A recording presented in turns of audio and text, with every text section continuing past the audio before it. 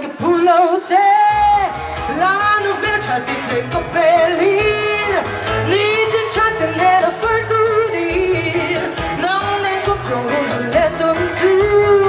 Che somlo Che tangam lo te mi liapsi mei la L'hanno lama chuani boy la ve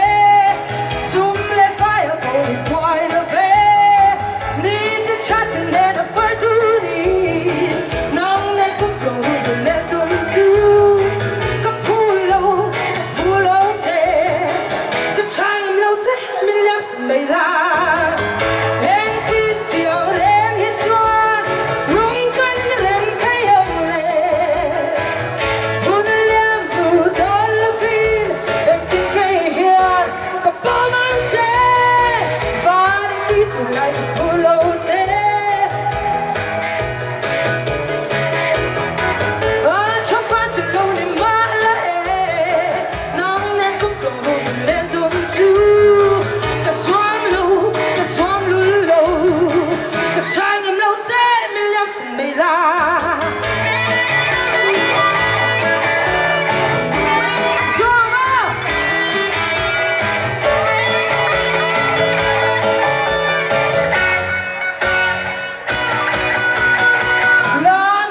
Suoni puoi lo ve,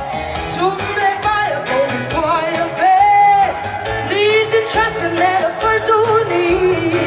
non è tutto non è tutto su, che pulo non mang bel cha, che chai ngam lo te mi liap sen mei la, che pulo non mang bel cha, che chai ngam lo te mi liap sen mei la.